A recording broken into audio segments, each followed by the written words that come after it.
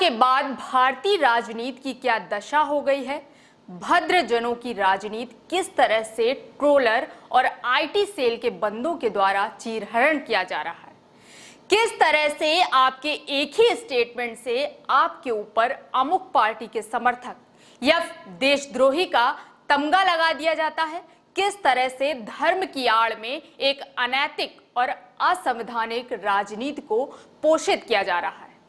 इस पर प्रोफेसर रविकांत जी ने अपने विचार रखे हैं। साथ ही साथ उन्होंने अपने एक लेख में अनुभव को साझा किया है कि किस तरह से 2014 में मोदी जी के सत्तासीन होने के बाद राजनीतिक विचारों से सहमत न होने पर सामाजिक ताना बाना बिखरा है और सालों से बने आपसी संबंधों ने टकराव आया है। उन्होंने यह भी स्वीकारा है कि उनके स्वयं के मनोभाव में भी एक कटुता ने जन्म लिया है और पहले से ज्यादा एक विचारधारा के प्रति मुखर हो गए हैं। नमस्कार, स्वागत करती हूं आपका कबीर न्यूज के स्पेशल सेगमेंट नुक्ताए रविकांत में। यह कतई जरूरी नहीं है कि आप और हम अमुक पार्टी के समर्थक हैं या नहीं, लेकिन यह जरूरी है कि लोगों को भारतीय राजनीति का सच पता हो। भाजपा का आईटी सेल राजनीतिक शुचिता और भारतीय संस्कृति का चीरहरण लगातार कर रहा है।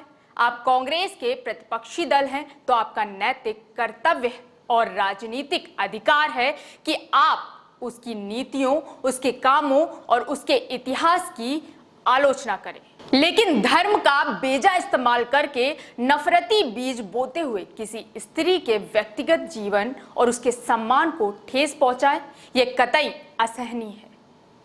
प्रियंका गांधी की शादी कराने वाले पुरोहित को मौलवी के रूप में दिखाना भाजपा की ओछी मानसिकता को दर्शाता है। जाहिर है कि भाजपा घोर सांप्रदायिक स्त्री विरोधी मानसिकता की पोषक है। वह झूठ को परोसने वाली, हिंसा तथा नफरत पर राजनीति करने वाली पार्टी है। भारतीय बहुल समाज और सौहार्द पर आधारित संस्कृति को प्यार करने वाले लोग क्या इसे बर्दाश्त करेंगे? जरूरत है कि हम ऐसे देश बने जिससे दुनिया में भारत का मान और सम्मान बढ़े, और यह तभी होगा जब हम आधुनिक जीवन मूल्यों को तरजीह दें, लोकतंत्र और संविधान की रक्षा करें। संवैधानिक संस्थाओं और मानवीय प्रतिमानों की हत्या करके हम सुंदर और सफल राष्ट्र नहीं बन सकते। इसके बाद प्रोफेसर रविकांत जी ने अपने निजी जीवन में क्या बदलाव देखे हैं उसके बारे में भी लिखते हैं। वो लिखते हैं कि अमुक जो कभी मेरे बहुत अच्छे मित्र हुआ करते थे, साथ खाना उठना बैठना, अच्छे पढ़े लिखे, जिंदा दिल लेकिन थोड़े से बेपरवाह। इसी बेपरवाही में उनकी यारी दोस्ती बहुत अच्छी थी, इतने मिलनसार और लोगों के काम आने वाले कि दोस्त तो दोस्त, उनकी बीवियां भी अक्सर उन्हें साथ लेकर शॉपिंग करना पसंद करती थी। दोस्त भी अक्सर अपनी बीवियों की शॉपिंग और घुमाने, फिल्म दिखाने की जिद से पीछा छुड़ाने के लिए उन्हीं कॉमन मित्र का सहयोग लेते थे। हमारे मित्र थे भी चरित्र के बेदाग। उनके दोस्तों में सब तरह के लोग थे, पढ़े लिखे, दारूबाज, महफिल जुटाने वाले, पत्रकार, नेता, अधिकारी। शायरी का खूब शौक, पढ़ते भी थे और लोगों को सुनाते भी थे। संगीत में सूफी और पश्चिमी दोनों, लेकिन अक्सर गजलें सुनना पसंद करते थे। खाने में भी बेहद शौकीन।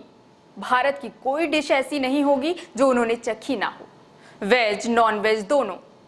सऊदी में ड्राई फ्रूट्स भी बहुत पसंद करते थे। ईद के मौके पर कई दिनों तक घर पर खाना नहीं खाते होंगे। सऊदी भी घूम आए थे, लेकिन कुछ कुछ विकार टिपिकल मुसलमानों के प्रति उनके मन में रहता था। उनका सवर्ण होना और मेरा दलित होना कभी आड़े नहीं आता था। थोड़े से सामंती स्वभाव के होने के बावजूद उन्हें कभी जेएनयू के खुलेपन से ऐतराज नहीं था, बल्कि जेएनयू की बौद्धिकता के वे कायल थे। मैं उन्हें दोस्त कहता और मानता था, लेकिन उम्र में थोड़ा बड़ा होने के कारण वे हमेशा एक शिक्षक की तरह मेरा सम्मान करते थे। निसंदेह यह उनका बड़प्पन था। लखनऊ विश्वविद्यालय में मेरे पढ़ने पढ़ाने और मेरे स्वभाव के वे बड़े प्रशंसक थे। हम लोगों में खूब क्षमता थी। साल 2014 आया, नरेंद्र मोदी के नेतृत्व में नई भाजपा की नई सरकार बनी। मोदी की सांप्रदायिक राजनीति का मैं पहले भी विरोधी था, साथ ही कांग्रेस, सपा और बसपा की गलत नीतियों की भी मैं बराबर आलोचना करता था। जब सरकार भाजपा की बनी तो उसकी गलत नीतियों की भी आलोचना करने लगा। इस दरमियान लेकिन बहुत तेजी से उनके भीतर हिंदुत्व और मोदी के प्रति भक्ति भाव जागने लगा। दलितों के उत्पीड़न के मुद्दे पर मैं भी कटु होने लगा। धीरे धीरे मेरे मित्र दलितों को भीमटे कहकर खूब कोसने लगे। उन्हें अचानक लगने लगा कि उनकी बेरोजगारी का कारण आरक्षण है। मुस्लिम दोस्त, गजल, खाना पसंद करने वाले हमारे मित्र कट्टर मुस्लिम विरोधी हो गए। उनका हिंदुत्व खतरे में आ गया। दोस्ती की दरार आज खाई में तब्दील हो गई।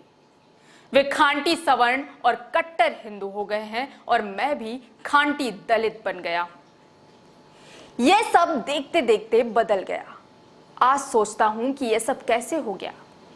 आईटी सेल और व्हाट्सएप यूनिवर्सिटी, नफरत और हिंसा को उकसाने वाली कट्टर राजनीति और बिकाऊ मीडिया ने हमारे दिलो दिमाग को इतना संकीर्ण बना दिया है कि हम मजहबों और जातियों में दुबकने लगे हैं।